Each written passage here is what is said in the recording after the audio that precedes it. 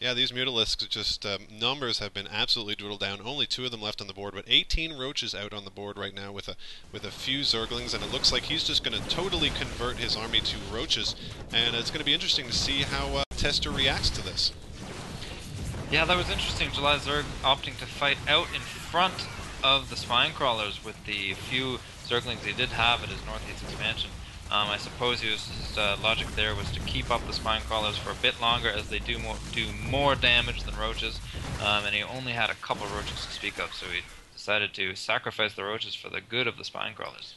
A lot more great blink play there for Tester, finally getting the second expansion down for JulyZerg, and that's going to stop mining.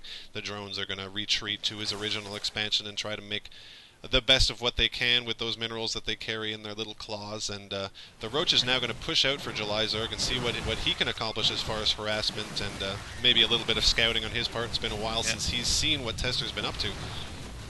I've got my eye on this one larva at JulyZerg's Northeast expansion. I'm wondering if he's going to turn it into a drone or something, but so far nothing has been done with it. I guess he's more focused on rebuilding his army and pushing back at this time.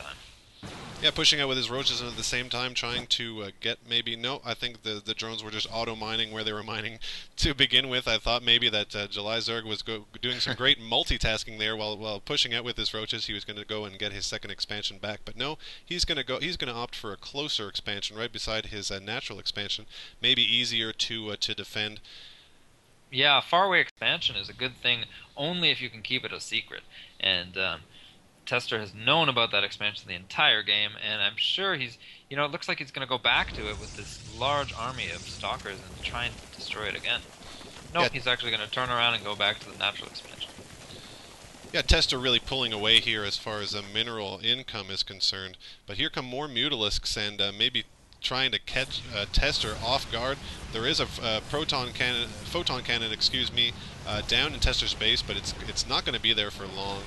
Stalkers being warped in here just in the nick of time. Great reaction time there for Tester. Seeing those 2 Dark Templar on the board now for Tester, and it looks like JulyZerg does not have a single scouting unit.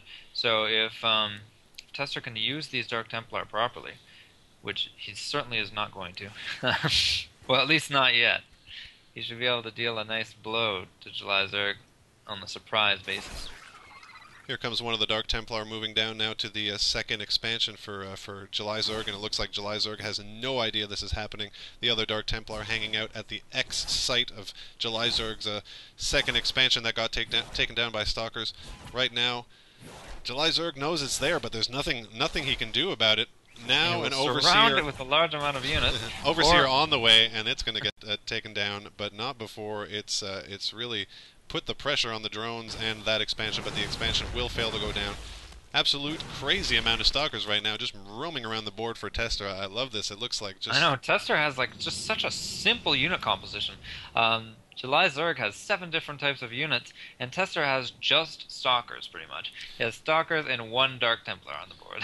Now an Observer coming out, but it's all Stalkers as far as the army is concerned.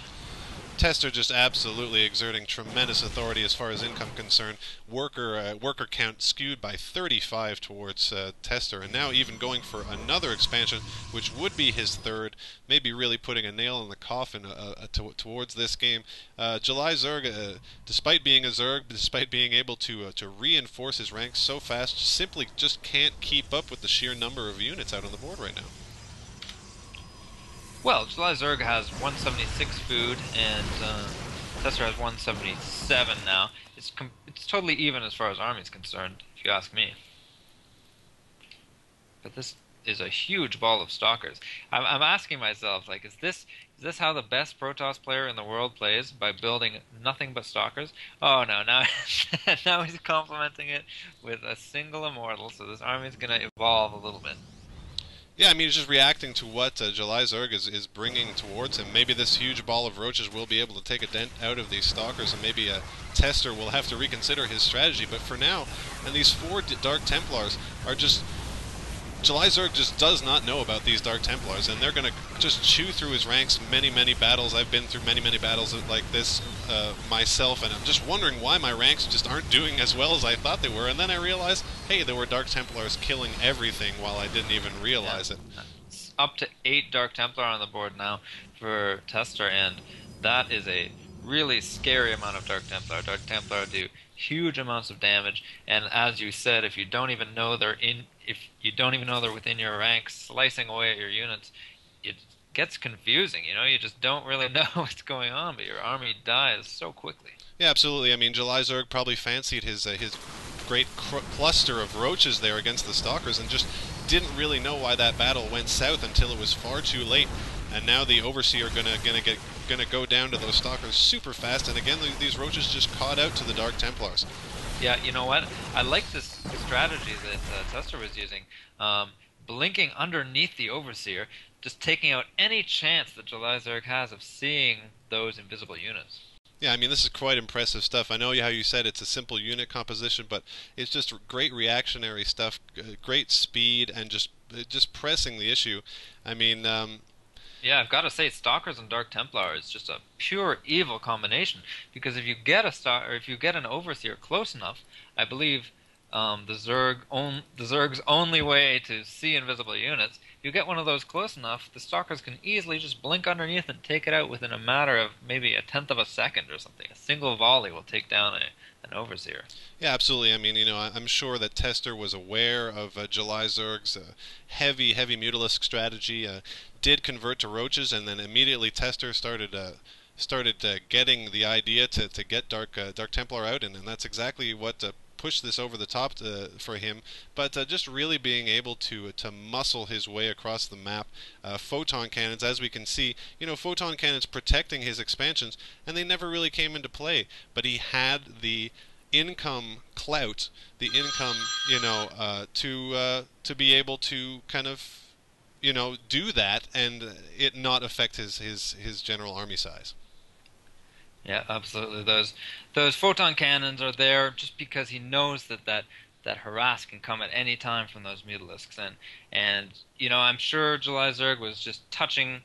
I'm sure he was flying around and checking out all the expansions, but he realized that there was no way into any of them, and he stopped harassing, and that was the end of the game for him.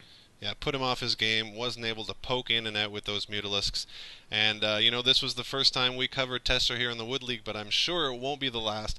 Great stuff from the, maybe slightly disputed, but mostly accepted best player in the world right now, best Protoss for sure in my book. And so for myself, Jadius and Bayus and the Wood League, we thank you so much for tuning in, and we'll see you folks next time.